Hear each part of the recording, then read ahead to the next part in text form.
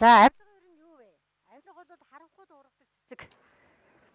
Авилга бол харанхуйд л ургадаг. Тэрнээс гэрэлтэй газар хүний нүдэн дийл иргэдийн анхаарлын тунд хизээч авилга цэцгэлдэггүй. Дандаа нууцаар далдуур харанхуй газар цэцгэлж яадаг. Хоёрдугаар авилга бол төрийг дампууруулдаг. Монголын төр бол дампуурчод байгаа. Гуравдугаар авилга бол нийгмийн үнцийг ганхуулдаг. Энэ бол Монгол бас арчилсан нийгэмд байгаа мó? Ямар нийгэмд байгаа нэг ганхцсан. Тийм учраас итгэгч миний хувьд авилгыг аминд хүрэх хор алуурчанд бариулсан зэвсэг гэж тодорхойлж байгаа юм. За тэгвэл авилгатай бид нар тэмцсэн цаг хугацаа тооцож үзье. Авилгатай тэмцэж байгаа бол Монгол улс тэмцэж байгаа. 15 жил болж байна. 15 жил тэмцээд авилга төрийн өндөр оройд нь офшор гэдэг нэртэй бүр дийлдэхгүй юмраа орчлоо.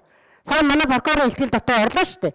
Офшорч очоод юм асуухаар зөндөө олон банктай танаа мөнгө чи хааш орсон тэр хүний мэддэг юм бол орсон банкныхаа нэрийг хэлж муу маагийн сонсороо гэж хэлж шүү дээ. Тэгэхээр ч одоо манай Монгол улс 15 жил явахдаа олон улсын конвенцэд ийсцэн. Одоо дэлхийд дахин бол Монголыг авилгатаа тэмцэж байгаа мундаг конвенцэд ийсцэн орноо харж байгаа. Гэтэл энэ конвенцийн ойрхон үдэл санаа авилгын хуулийн дотор ч ороогүй байгаа. Авилгатаа тэмцэж байгаа 10 төрлийн хууль батлагдсан. Тэрнээс ч бас сайн сууж чадаагүй байгаа. За манай Монгол улсын хуулийн байнгын орноос авилгын асуудаар 3 удаа тогтоол гарсан, захирал газраас 4 удаа тогтоол гарсан, авилгатаа тэмцэх газрын уугийн дарганараас 9 удаагийн тушаал гарсан байгаа. За үндсэн хөтөлбөр 2000-аас 10 онд хэрэгжсэн. Энэ хөтөлбөрийн хэмжээ одоо сайн хэрэгжсэн бол өнөөдөр авилгын асуудал 30% түүнийг тэм бидний шийтгэхэд байж хэвчтэй. Гэтэл өнөөдөр авилга хэдэн хувь төвчөд байгаа вэ? Азийн сангийн судалгаагаар аюултай дуугарчаад байгаа шүү дээ. За одоо дахиад үндэсний хөтөлбөр хүрэгжиж байгаа. Үндэсний нэртэй мөртлөө үндэстэн олон мэддэггүй нэг юм хөтөлбөрөд Монгол улсад 40-д хэрэгждэг юм аа. Ахмад насны насжилтын үндэсний хөтөлбөр одоо 4-т хэрэгжиж байгаа шүү. Энийг мэдж байгаа баг надаас өөр байхгүй бах. Би нүүр ардсан хэлчихье. Үндэсний нэртэй хөтөлбөр батлаад түүн дээр тоо тавиад цаасан аргаар хулгай хийгээд байдаг бас хөтөлбөр нэртэй авилга зөндөө байна цан чинь. За тийм учраас бид нар хэрэгжиж байгаа цаг хугацаад 15 жил өнгөрсөн боловч харамсалтай нь авилга камераар урсаад бүр өндөрлөө гараад яваад өгсөн. Тэр камер орой авилгадаг урсгадаг камер болохоос биш барж аваад таслан зогсоогоод хогийн савруу чулуудаг камер биш гэдэг нь 15 жилийн хугацаанд харагдлаа гэж би харж байгаа юм. За одоо тэгээд манай авилга улс төрийн нөлөөнд бол гүнзгий авагдсан. Маш их нэр тавигдсан байгаа. Манай 60 тэрбум хэрэг бол биднэрт энийг сайн тодорхойлж хэлж өгсөн байгаа. За бүр аргаан нараад авилгалтаа тэмцэх газар байгуулад дор хаяж 10 жил болж байна. 10 жилийн хугацаа шүү. Маш их хугацаа. Бидэнтэй зэрэг яг энэ арчилсан нийгэмрээ орсон бусад орнуудыг хараарай. Маш сайн хөгжиж байгаа. Бид бас олон ухарч байгаа шүү. За энэ авилгын хэлбэрүүд байна. Одоо сүүлийн үед энэ төрийн өндөр төвчний авилгал буюу системийн авилгал гэж нэрлэж байгаа олон улсад. Энэ авилгал бол одоо амар мэдхэд их амархан бид нар бүгдөө мэдчихэж байгаа шүү дээ. Төрийн их мэдлийн одоо арилжааны хэлбэрээр авдаг энэ бол өөр авилгал. Төсвийг одоо том томоор нь ямар ч тээжүүгүй мөртлөө баталж иддэг энэ бол том авилгал. Уул орхоогоос цөөхөн одоо ус төвчд ашиг олдог. Энэ бол одоо өндөр төвчний авилгал. За дараагийн авилгал бүтцийн буюу их мэдлийн авилга гэж бас авилга байна. Энэ болохоор төрийн одоо тусгай зөвшөөрөгдөг бүх байгууллагууд орно энэ дотор. Төсөл хөтөлбөр хэрэгжүүлдэг бүх байгууллагууд орно. Монгол одоо олон улсын байгууллагаас хэрэгжүүлсэн төсөл хөтөлбөрийг сонсох бол танд маш их гайхна. Дэлхийд дахин шингэсэн Монголд маш их гараа суудаг. Түүнийг авдаг амаа хужиндаар суудаг усуд аваад идчихдэг. 10% буюу нэрийн дэвшүүлээд орхидог. 90% нь өөрсдийнхөө амьдрал ахуй сайжруулах, ахтай амар садангаа уудан татах, дараа нь улс төрийн өшөө амьдралд гаргахад ашигладаг. Энэ бол одоо бүтцийн буюу их мэдлийн авилга гэж хэлж байгаа юм. За дараагийн авилга бол тохиолдлын буюу илэрхэд амархан авилга. Энэ бол ойлгомжтой. Төрийн одоо хүндрэлтэй бэрхшээлийг давуу тулахын тулд тухайн үед маш хурдан шийдвэр гаргадаг. Яадаг вэ? Яшиг карбонтын таансаас ихэд хурдан шийдэе. Одоо харин сүүлийн болох манай Монгол улсад нэг сайн юм байгаа. Ихэнх юм бэлэн өнгөр байлаа. Одоо гарчаа хэдэн Улаанбаатар хотоос гардаг юмуд бол биднээс нэг машин гарах 500-аас 1000 цас авч байгаа. За заримдаа нэг аритгал хийж байгаа дугаараа нэг 4 шиг юм цасаад 1000 цас авч байгаа. Бусдын бэлэн өнгөр болохоор одоо болсон тийм ээ. Гэсэн ч шийдэж өгөхгүй гадаа нь суулгачдаг юм уу? Хүүхдээ цэцэрлэгт оруулах гэж цэцэрлэг олдохгүй болохоор яаж вэ? Өөрөө ирэхгүй нөгөө илэрхэд амархан Тийм л авилгаа өгч. Одоо манай авилгатай тэмцэх асуудал юун дээр авилгаа тэмцэж байгаа вэ? Энэ бүтцийн эрх мэдлийн авилга уу? Илэрхэд амархан авилга хоёртой тэмцэж байгаа. Системийн авилгатай тэмцэх хошоор нь дутж байгаа. Тэр боломж ч байхгүй байгаа. Би шаардлагатай хэлчихье. Улсын хурлын дарга 60 тэрбумын хэрэгч зурагтайгаа бий хаалтгаа тэр сууж л байна. Бид нар ороод ир. Энэ бол системийн авилгатай огт тэмцэхгүй байгаа тод жишээ. Монголчууд бүгд мэдж байгаа энийг. За одоо бид нар авилгатай тууштай тэмцэхийн тулд гарц ярья. Зовлонхаа болъё. Бид нар хамгийн гол нь энэ улс орныхоо онцлог тохиолсон шинэ арга барилыг эрэлхийлмээр байна. Нөгөө соёлын давталгаа гэдэг шиг авилгын давталгаараа ормоор байна. Тодорхойтой болон авилга гэдэг юм хаамлагын яаж засахын чанар ямар хүчин чадлага гэдгийг бид нар маш аралтай илэрхийлэх хэрэгтэй байна. Тиймээс өнөөдрийн хууль эрх зүйн орчин өнөөдрийн авилгатай тэмцэх энэ байдалтай бид нар авилгатай тэмцэх гэсэн ойлголт байхгүй. Авилгын наасны 78 өргөд авилгал бөөр баларчсан манай гэрт ороод ирчихсэн бүр нэмээ хажуу сууж байгаа биш үү. Тийм учраас бид шинэ аргаар хиймээр байна. Хоёрдугаар бид нар алуусан амжилтанд хүрсэн аваад хэрэглэх зөндөө туршлагууд байна. Хөсөхгүй байна. Маш их байна. Ерөнхий улсурлын сургалт авилга гэж юу вэ? Энэс хол байхын тулд чи хөдөлмөрч бай. Хуурамч хөдөлсөнөөс хол байгаад хичээлээснээ эхлээд зааж байна. Програмд оруулсан байна. Гэхдээ энэ яагаад аваад хэрэглэж болохгүй юм манай боловсролын системд. Тийм ээ? Техникчдэн мөрний олон нормоор гон танд оройтсон учраас. За энэ олон нийтийн шин санаачлагыг бид нар хохиолн дэмжмээр байна. Одоо манай авилгатай тэмцэх газар авилгын асуудлыг шалгахаас илүү авилгыг хэн авч хараад урагдлал өгч байгаа гэдгийг илүү шалгах гэдэг. Шалгах хэлчихье. Одоо олон нийтийн зөвлөлд асуудал тавьсан улсуудыг манай авилгатай тэмцэх газрын зарим мөрдөн байцаагчид хэн чамайг наасан бичиг өгöd гэсэн гэж загнасан тохиолдлууд 3 гарчаад байгаа шүү. 3 удаа гарчаад байгаа. Ийм байгаа цагт хүмүүс яаж авилгалыг илчлэх вэ? Азийн сангийн судалгаагаар та авилгалыг илчлэх үү гэсэн нэр адресаа хэлвэл илчлэхгүй. Нэргүй хэлнэ гэвэл илчилнэ гэсэн 70% нэргүй мэдээлэл өгье гэж байна. Авилгалтай тэмцэж авал нэргүй мэдээллийг хардтыг аваад шалгах ёстой. Тэр ээ? Тэмцэхгүй гэж авал хэн аваад хасныг шалгах ёстой. Ердөө энэгээр ялгарч байгаа. За дараагийн зүйл энэ авилгалын гэрч мэдээлэгч шугал болгогч нарыг бид нар найдвартай хамгаалахгүй бол одоо бид нар мэдээж өрөвс хамгаалдаг хүн яалаа цагдаад хилээ байгаад өрөвсө хамгаалсаар байгаад амиа хорсон болоод бурхан болсон. Амиа авилгатай хүнд биш бүр өөрөөр яаж авчдаг хурцлд очтлоо өөрөөр гарахгүй чад тэнд очиад амиа хорсон тухай угаас сууж байгаа шүү манай хоолойхон. Яагаад шавшгаа утгаж болохгүй. Зочдод авчтна гэдэг чинь маш муухан хугацааны юм. Магадгүй өөрөө бодож чаддаггүй амиа орлох үгээс машин аваад хөрсгөл ороод тэр болтол зочдод авчтаа яваад байдаг гинэ. Амиа орлоо даа байцгээд. Яаж атомоор тоглож байгаа шүү. Яаж ч авилгын нэг том үзэгдэл шүү дээ. За энэ авилгын мэдээллийг өөр хавьгүй хүлээж авах асуудлыг бид нар хуулинд оруулах гэсэн юм бодолтой байгаа.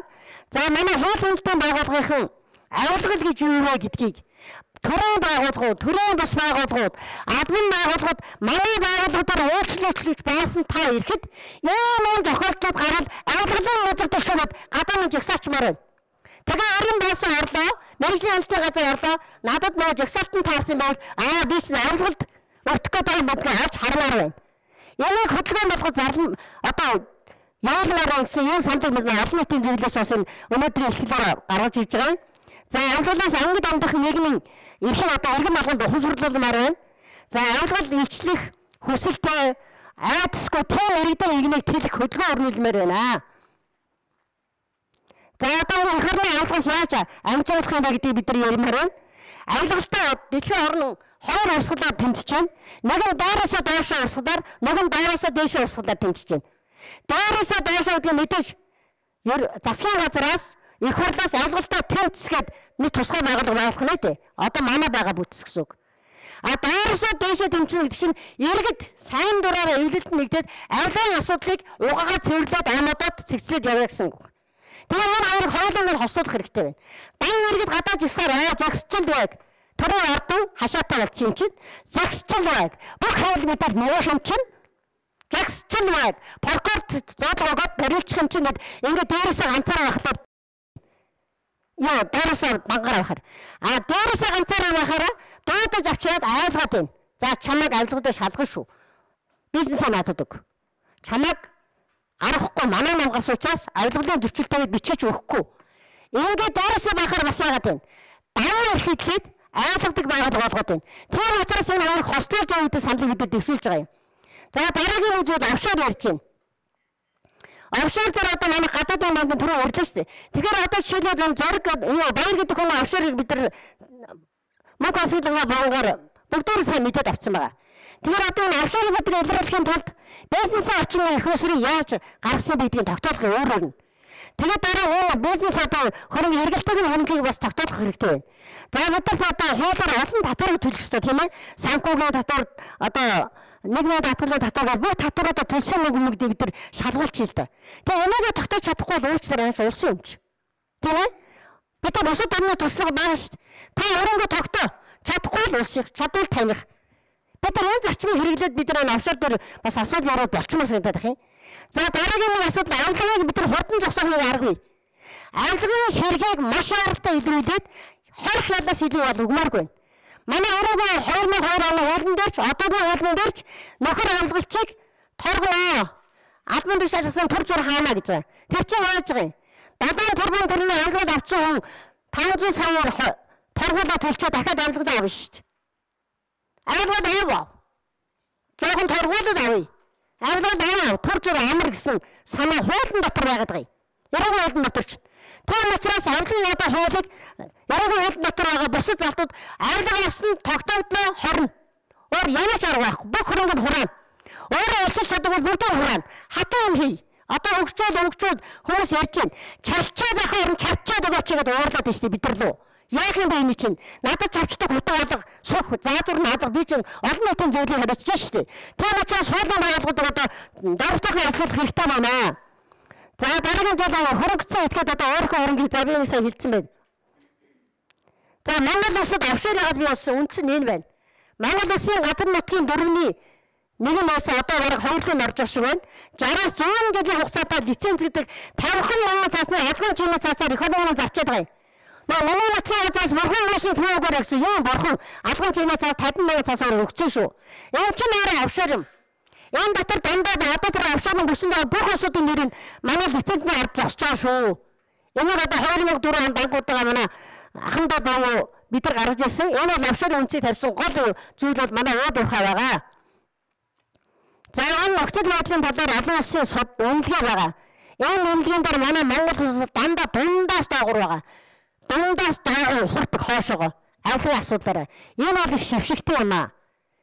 Тэр манай Монгол улсын ирээгүй үед авилгын хуулийг одоо ямар чадамжгүй хууль, ямар яаж авилгалтай хариуцлага тооцох гэдэг тодорхой бус хууль гэж үйлсэн байгаа. Олон улсад. Манай орчуулагч нар ч гэсэн олон улсын үнэлгээ энтрийг орчуулагтаа томчууд таалагдуулж худлаа орчуулдаг байлаа шүү. Манай албан нийтийн зөвлөлийн орчуулсан чинь орчуулга болоод худлаа үнэлэгдэг гэдгийг бид нар харсан байгаа шүү. Тийм учраас авилгын асуудал дээр бол бид нар одоо маш их онцгой анхаарах нэг амар асуудал болгож тавьмаар байна. Тэр Азийн сангийн судалгаанд гарсан байна шүү. Авилгал илүү байна шүү. Орондоо төвчний авилгал илүү байгаа шүү. 62 5 сар 2% явж шүү. Маш өндөр байна. Тэгэхээр толгойн утсан бол дайраа хөлчөө өмхөл байна шүү дээ. Тэр учраас толгойн авилгыг ихлээд орлогчий. Тэгээд одоо цэрмийн амын нэг яри. Тэгвэл одоо цэрмийн амын хүүхдэд цэцэрлэгт орлогоо багшд өгсөн 50 мянгаас авилга болчиход байдаг. Их орноос арсан хэдэн тэрбумаар нийцсэн нөхдүүд яагаачгүй намайг үдирдгээд нөгөө жилийн ард түмийг үдирдээ суулгаад байдаг. Гэмт харагтан батар үдирдэн гэж юм юу гэдэг юм бэ? Бид нар энийг яалтаа зогсоох ёстой. За тийм учраас давтшгүй хүчин зүйл ганцхан байдаг. Тэр бол байгалийн үзэгдэл. Цунами, үер, цод, тоомор, газар хөдлөлт байна. Ямаас даагуур ингээ авилга болчиход байна. Тийм учраас бид нар авилгыг бол байгалийн давтшгүй хүчин зүйл биш шүү. Хүн болгон чадлаараа үзэх юм бол маш хурдан ярилдаг. Хамгийн сул дараа үзэгдэл бол авилга байдаг. Гэдэг асуудлыг нийгэм дэвшүүлж байгаа. За ингээд дэвшүүлж байгаа гурван асуудлыг танилцуулчих. За авилгын хувьд ч, туршлагын хувьд ч мэрэгсэн, ёс зүйтэй, хараат ус, авилгын эсрэг тэмцэх хүсэл баримталтай тийм сэтгүүлчид, санхүүчид, хуульчид хамт олон иргэдтэй хамтарч ажиллаж авилгалтай тэмцэж байгаа ажлын үйл явцыг ил толд нээлттэй болгомоор байна. Дараагийн жил авилгыг олон нийтийн хатаа хяналт тавих зарчмыг тогтоогоод хэрэгжих механизмыг бүрдүүлж үр дүн гаргамаар байна. Авилгалын гэрч шинжээч шүгэлжтэйг наатартай хамгаалах хэрэгтэй байна. Ийм учраас бид нар энэ зөвлөгөөнөөс 2018 оныг авилгын гэрч, мэдээлэгч, шүүл үлэгчдийг хамгаалах жил болгох ийм ураалга гаргах төлөвлөгөөтэй байгаа. Анхаарал тавьсан та бүхэнд баярлалаа. Авилгагүй ард түмэн амьдралах Монгол улсаа мандуулахын төлөө хүчин нэгтгэцгээе. Их баярлалаа.